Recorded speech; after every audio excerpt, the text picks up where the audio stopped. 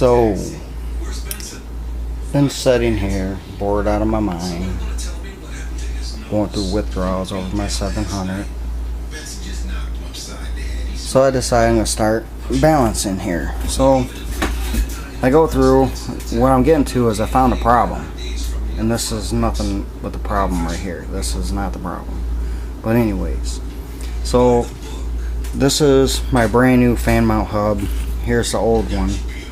I balanced both hubs by themselves with nothing on it. Both balanced out perfect. So I put the fan on. Hub still balanced out perfect. I'm like, alright, cool. So, and then I put the clutch on. And well, it didn't balance out so perfect. So it's off a little bit. So what I did though was, you could see the mark right there and a mark on the engine fan mount itself with the black Sharpie. So I spun the clutch, 180. It didn't make a difference. It came right back to the mark that's actually, the clutch I spun, 180, and it didn't make a difference because it went right back to that mark. So I put it back to that mark where everything was evened up. You can see it's going to go right back down to that mark. So I spun the fan, there's 4 screws in the fan, so I spun the fan, all 4 ways, and same thing, it went right back to this mark. So here's my question. I have never done this before. Let me take this off so that way I can get this right. And here's my question. I need to know how to balance this because I have no idea how to do it. Come on, if I get this stupid thing off. Alright, there we go. Alright, so here's where it's off at, where this mark is here on the Sharpie. So I'm wondering, okay, the mark is right there on the edge. So can I just Dremel like a little bit right here to balance the clutch? I mean, I know it's off a little bit, but I'm 100% sure this is not the problem, and I'm going to show you why. As I'm sitting here balancing everything, going through, changing different positions to see if it changes to get it to balance out without having to Dremel, I'm thinking, well, let me just look at my bearings one more time in my motor. So, I mean, I had the motor tipped up like this right here, so because I ordered new bearings, but I tipped it up like this so all the oil drains out of the motor, and so that way when I heated it up, obviously I was going to take my carb and everything off, so when I heated it up with the torch, it didn't make a huge mess. So all the oil drained out, and I'm like, well, let me see how these bearings feel again. And I went to turn the bearing and it was stuck. My rear bearing was stuck. Being as all the oil dried out and I could push my finger down now, I could feel like notchy spots in it. When I push in on the outer race, because when your crank goes in, the crank is actually, the inside of the crank right here is actually pushed up on the inner race that spins, so all the pressure is going on the bearing, and I can feel like notchiness in the bearing now, like pretty good. So I'm like, oh great, so I went to spin this bearing, and like right now it's stuck. Like, let me see if I could see if I turn it, it's stuck. I'm just rubbing my finger. That bearing should spin free. Now if I push down on it, it spins, but I really have to put pressure on it. Like, see, I can rub it with my finger. No spinning whatsoever, none. So what it was, see, it's, this bearing's shot. So basically what it was is why I didn't know it was the bearing before is because right when I pulled the motor apart, I took everything out. It had plenty enough lubrication in it from the fuel, the oil from the fuel, and it was like band-aiding, the notchiness, and I couldn't tell if it was real notchy or not. But since I let the motor set like this and all the oil drain out, you know, for like I think 2 days now.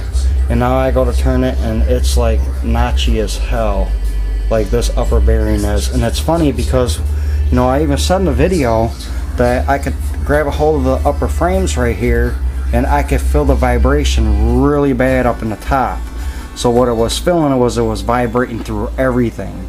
Like it was just pushing the vibration up through everything, because it wasn't bad in the back of the frame or on the bottom.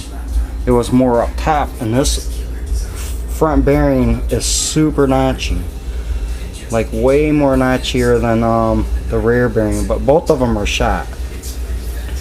So yep, I definitely found out what the problem was, but that's after buying another engine fan mount hub, another crankshaft or connecting rod, you know, another ring, which obviously I did not need that, because my ring is perfect. I mean, you can still see that ring is black as the fan.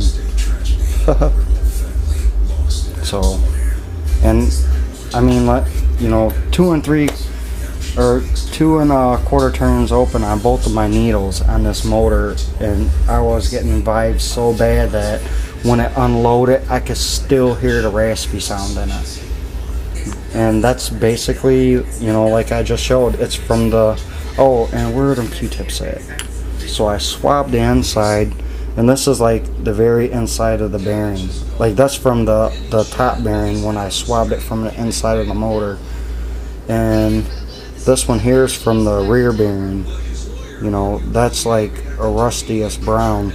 And this is almost, here, let me see if I can get another Q-tip real quick and do it again.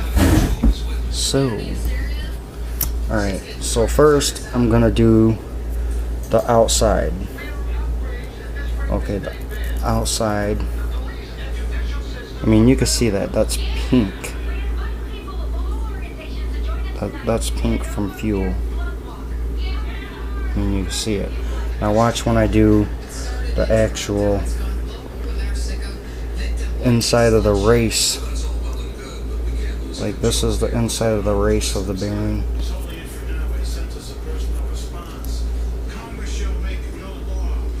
That's what it looks like inside of the race of the bearing. It's like rust. And here, let me do one more swab of the front bearing. So I got it down in there. Trying to turn it. It's kind of hard. I don't know what the heck I did with my tripod. Find this stupid thing too. But there. That's from the front bearing.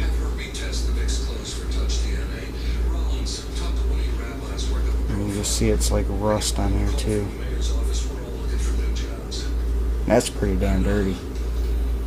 So yep, that's definitely my problem, for sure.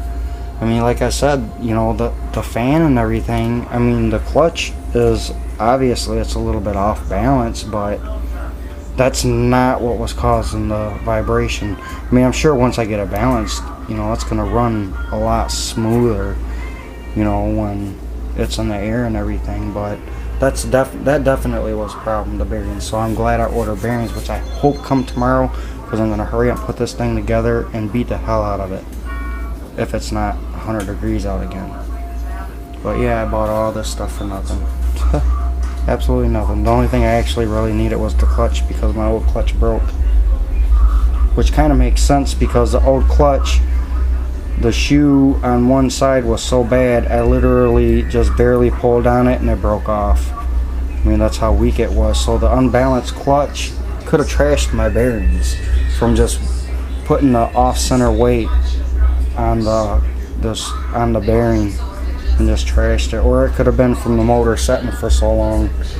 I mean, I got this from a buddy of mine, and I don't know, you know, God knows how long it's set for, but obviously you can see, I mean, this motor is like, it's perfect, like literally. You can still see the cross hatches in the sleeve, like it's brand spanking new. You know, it's almost like this motor hasn't even, you wouldn't even think this motor was run just by looking at the sleeve. You know, and this is the piston's been really clean like this, but the ring I replaced like when I put the motor in. I always replace the ring and the rear bearing no matter what. But I mean, you can see just from looking at this bearing, it's so clean I didn't think I'd have to, you know, and it didn't have notchiness to it then. But being as I put like 20-30 flights on it, man, it just got bad. So, but it definitely had rust on the inside of the race, and that's what caused it to go bad. You know, it trashed both bearings. You know, lucky enough, I pulled it apart and set the motor so it could dry out and found it, but I will post this in a minute. But yeah, please let me know about cutting on this clutch. I need to know that, please. If I should do it on the inside here. Alright, thanks.